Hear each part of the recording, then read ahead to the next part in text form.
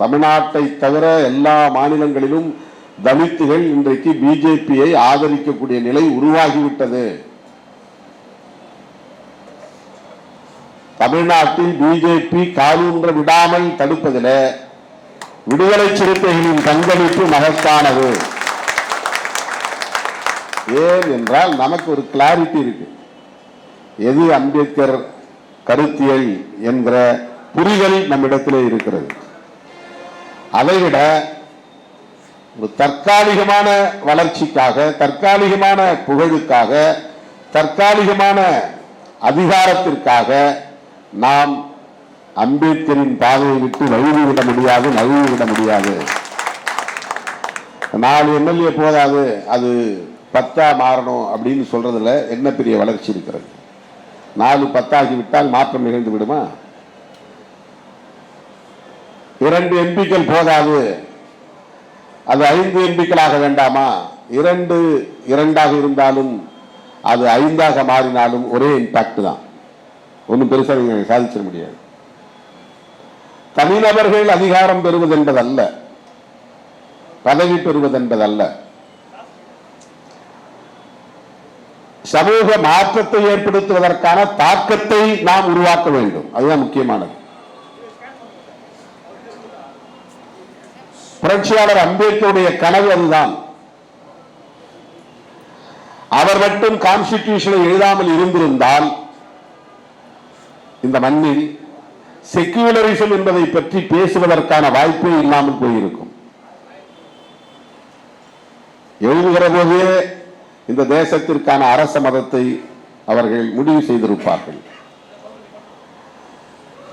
எழுதுகிற போதே இந்த தேசம் ஒரு மதம் சார்ந்த தேசம் என்பதை உறுதிப்படுத்தி இருப்பார்கள். காலம் தந்த கொடையாக புரட்சியாளர் அம்பேத்கர் அந்த சூழலில் பிறந்திருக்கிறார். அவர் கொஞ்சம் முன்னால பிறந்திருந்து காலமாகி இருந்தால், அல்லது நம்மை போல பின்னால் பிறந்திருந்து அந்த வாய்ப்பை பெறாமல் இருந்திருந்தால் இந்த நாடு ஏற்கனவே சங் பரிவார்கள் விரும்பியதைப் போல கட்டமைக்கப்பட்டிருக்கும், உருமாற்றம் செய்யப்பட்டிருக்கும். இந்த நாட்டுக்கான அரசமைப்பு சட்டத்தை ஒரு சங்கி எழுதியிருக்கக்கூடிய வாய்ப்பு உருவாகி இருக்கும், ஒரு சாவர்கரைட் எழுதியிருக்கக்கூடிய வாய்ப்பு உருவாகி இருக்கும். ஆனால் புரட்சியாளர் அம்பேத்கர் அவர்கள் அந்த அளப்பரிய வாய்ப்பை பெற்றதன் வாயிலாக நமக்கு கிடைத்திருக்கிற மிகப்பெரிய ஆயுதம் கான்ஸ்டிடியூஷன் ஆஃப் இந்தியா.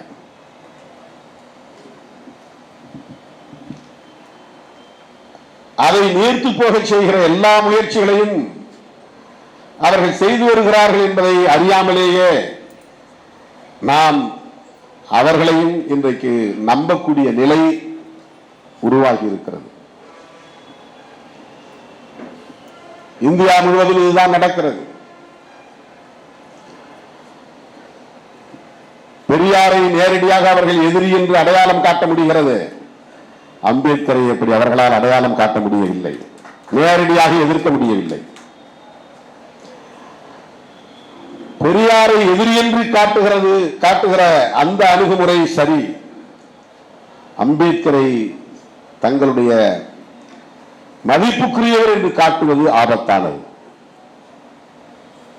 அம்பேத்கரை விழுங்கி செரிக்க பார்க்கிறார்கள். இதை தடுப்பது இன்றைக்கு நம் முன்னால் இருக்கிற மிக முக்கியமான சவால்.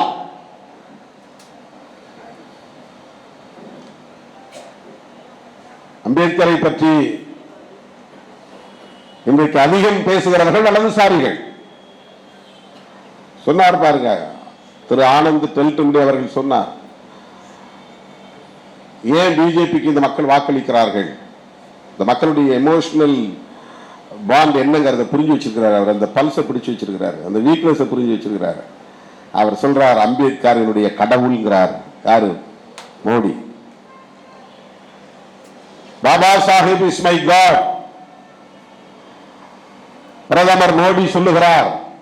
இந்த மக்கள் அதை நம்பி ஏமாந்து போகிறார்கள்.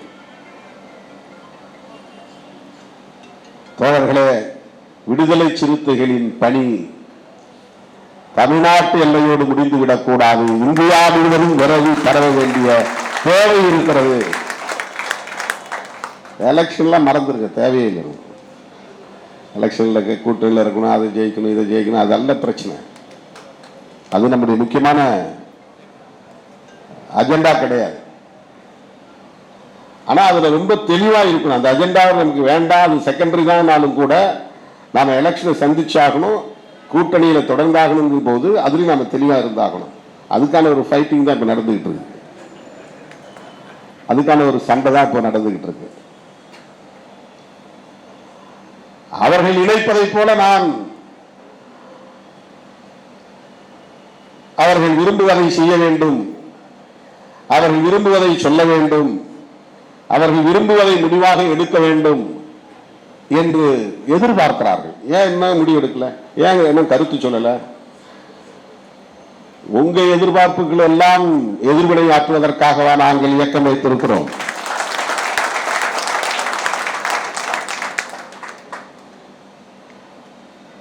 நாங்கள் எங்கள் நிலைப்பாட்டில் உறுதியாக இருக்கிறோம், தெளிவாக இருக்கிறோம். நாங்கள் தெளிவாக இருக்கிற போது, உறுதியாக இருக்கிற போது நாங்கள் பதற்றப்பட வேண்டிய தேவையே இல்லை. எதை எந்த நேரத்தில் எப்படி அணுக வேண்டும் என்பது எங்களுக்கு தெரியும். எங்களுக்கு எந்த பேராசையும் இல்லை. அங்கே போனால் அல்லலாமா, இங்கே போனால் வாரலாமா, இந்த வாய்ப்பை பயன்படுத்திக் கொள்ளலாமா, ஐயோ இந்த வாய்ப்பை விட்டால் என்ன ஆவது. ஒரு தம்பி சொல்றாரு, இதுக்கு நீங்க டாக்டர் ராமதாஸை ஃபாலோ பண்ணணும்னு. எவ்வளவு சரியான ஒரு ஐடியா கொடுக்கிறார் பாருங்க, ஆலோசனை.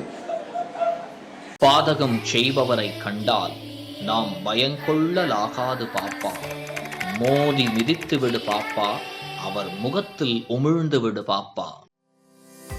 அண்மை செய்திகளை உடனுக்குடன் தெரிந்து கொள்ள இணைந்திருங்கள் இயம்நாடு தொலைக்காட்சியுடன்.